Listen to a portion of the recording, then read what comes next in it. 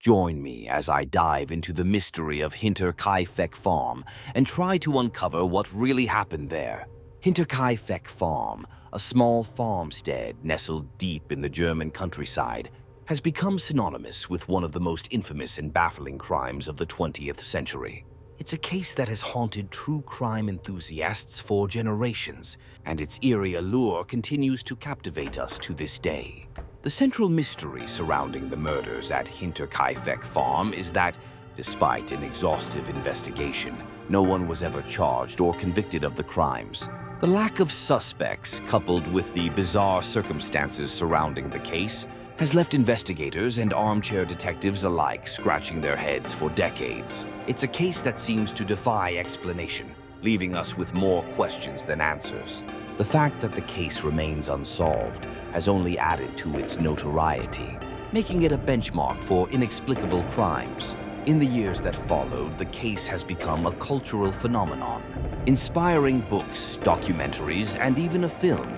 But what really happened on that fateful night in 1922? The search for answers continues to this day. On the night of March 31st, 1922, the Gruber family, who lived on the farm, were brutally murdered in their homes. The victims included Andreas Gruber, his wife Cecilia, their daughter Victoria, and the family's two children, Cecilia and Joseph. It's a senseless crime that has left us with so many questions. Who could have committed such a heinous act? What was the motive behind the murders? And how did the killer manage to escape detection? Theories about the case have abounded over the years, ranging from the plausible to the outlandish. Some have suggested that the killer was a disgruntled former employee, while others believe that the crime was the result of a burglary gone wrong. There are even those who believe that the case was the result of a supernatural force at play. But despite these theories, the truth remains elusive.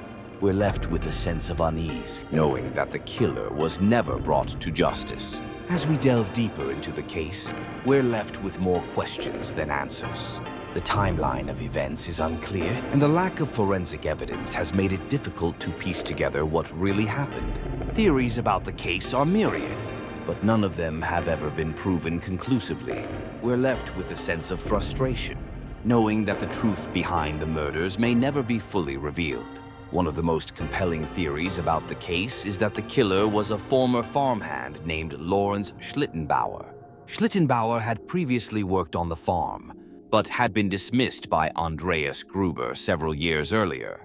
It's believed that he may have harbored a grudge against the family, leading him to commit the crime. However, despite numerous investigations, there has never been enough evidence to charge Schlittenbauer with the crime.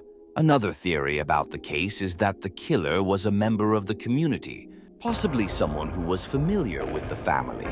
This theory is based on the fact that the killer seemed to know the layout of the farm and was able to move undetected through the property. It's a chilling thought, knowing that the killer may have been someone who was close to the family. The case has also spawned numerous conspiracy theories over the years. Some believe that the crime was the result of a government or police cover-up, while others believe that the case was the result of a satanic ritual gone wrong. While these theories are intriguing, they remain unproven, and the truth behind the case remains elusive. In conclusion, the case of Hinterkaifeck Farm remains one of the most enduring mysteries of the 20th century. Despite numerous investigations and theories, the truth behind the crime remains a mystery. It's a case that continues to haunt us, leaving us with more questions than answers. So, what do you think happened on that fateful night in 1922? Do you have a theory about the case? Let me know in the comments below. And if you're interested in more true crime content, be sure to check out my other videos.